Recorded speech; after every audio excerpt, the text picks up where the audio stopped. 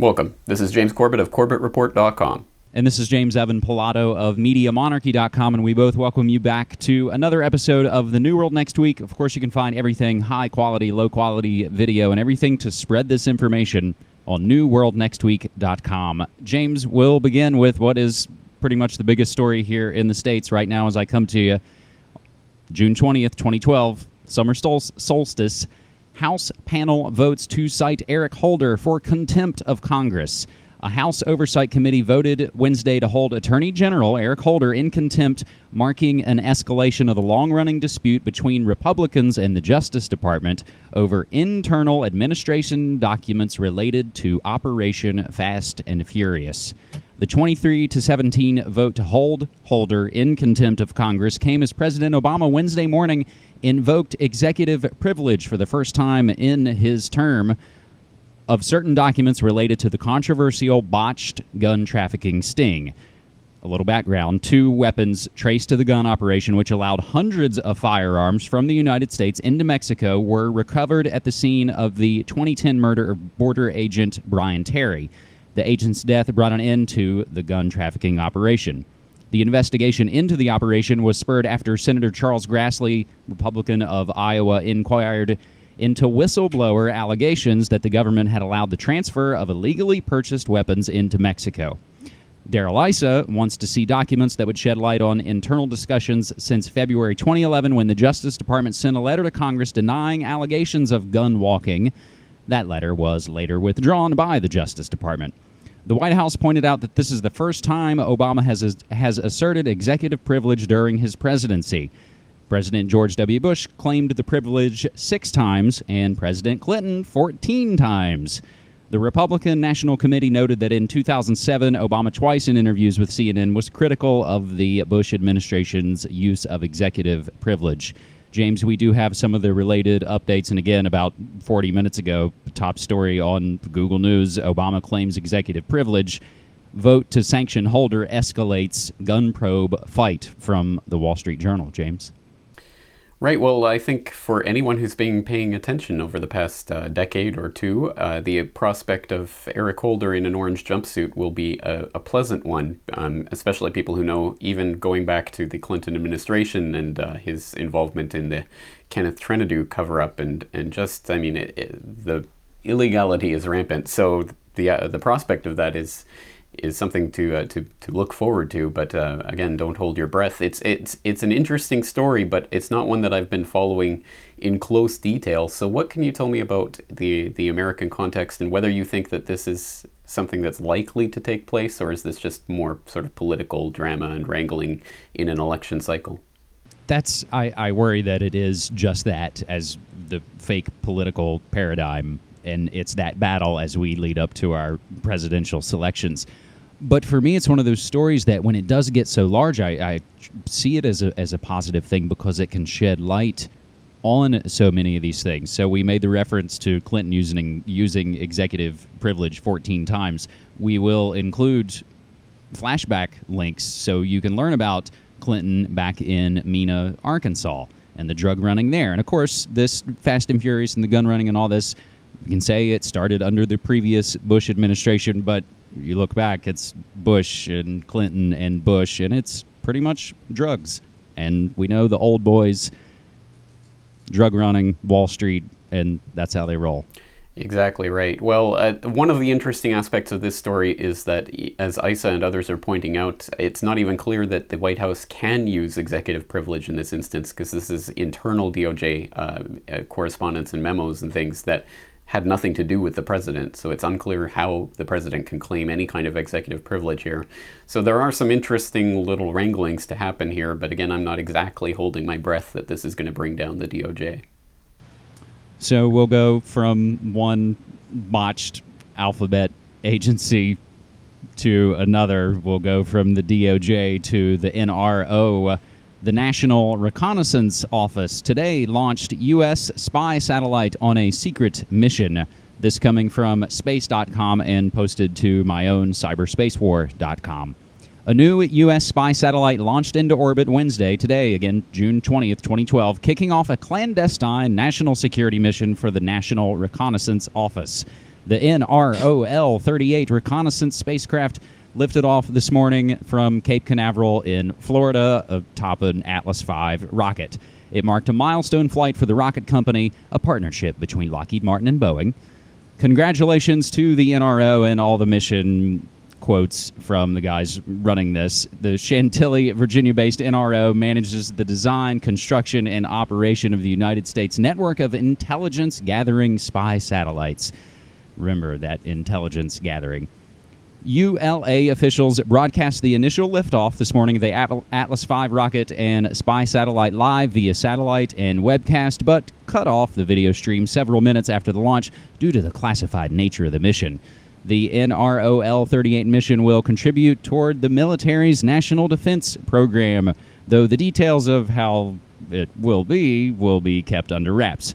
Few specifics of the satellite's design and purpose are publicly available, and the mission went into a media blackout shortly after liftoff. The reminder, the launch comes just days after the end of another secret government mission, the second flight of the Air Force's classified X-37B spaceplane. James, in the links I include on this post on Cyberspace War, to watch a video, you can kind of hear the sort of, mission control voiceover, and it just I forget the line, but just something about continuing our vigilance from space for 50 years, and it just sounds like something out of Terminator and Skynet. Unfortunately, so many stories these days do sound like something out of Skynet, but I like these types of stories because they put things into perspective for a lot of people out there who, myself included, from time to time, we start to forget just how much it is that we have no clue about. We have no idea because we're simply not allowed to know what the government is doing behind our backs. So every now and then there's a story like this that, yes, you can know the existence of some sort of satellite that we're sending up, but you can't know anything about it, what it's doing, any of the design specs, and basically it's just a big mystery. And so that, can at least allow us to contemplate all of the technologies and things that are going on behind the scenes that we have zero clue about. And it helps to put that into perspective because we like to think that we have a grasp on what's happening on the governmental level. But of course, there's just so much happening under the cloak of national security that we're not allowed to know, that it makes a calculation of any sort really quite impossible. And of course, we've seen in the course of our lifetime the unveiling of things like the SR-71 or whatever, which back in its day was super secret technology. Well, just think about what they have now that we're not allowed to know about. So it does throw off any kind of serious calculation that we could be making, because that's exactly what the national security state is designed to do. It's designed to hide and cover up this type of technology. But I did notice the headlines about the X-37B and its return after, I think, something like 400 and some odd days. But still, as far as I know, we don't really know anything about what that mission was about either, do we? No, and that's the thing. I think it basically comes down to, we're only talking about this with you because there's no way for us to really hide a massive rocket launch or our retrieval and landing. So we'll tell you that, hey, we launched one, and hey, one came back, but that's pretty much the long and short of it. James, wasn't the National Reconnaissance Office, I forget how close to 9/11, but weren't they running this? They were the ones that were running one of the drills on the day itself. They evacuated their offices on the day of 9/11 because of an imagined scenario of the hijack jet. That was the hijack jet flying into a building that was being drilled on 9/11. That is amazing coincidence, isn't it? And the NRO would have been one of the agencies that would have been able to help in the tracking of planes, even if they didn't have their transponders turned on, because, as we all know, if you turn your transponder off, no one will ever find you. We'll definitely include the background information for that, James. Our third and final story, we go from outer space and come back down to inner space. From the New York Times, a pretty massive story in this past Sunday's business section. You for sale. Mapping and sharing the consumer genome. Axiom, that's ACXIOM, Axiom, the quiet giant of consumer database marketing. And you can tell the writer loved kind of hamming it up for this. It knows who you are. It knows where you live. It knows what you do. It peers deeper into American life than the FBI and the IRS or those prying digital eyes at Facebook and Google. If you're an American adult, the odds are that it knows things like your age, race, sex, weight, height, marital status, education level, politics, buying habits, household health worries, vacation dreams, and on and on.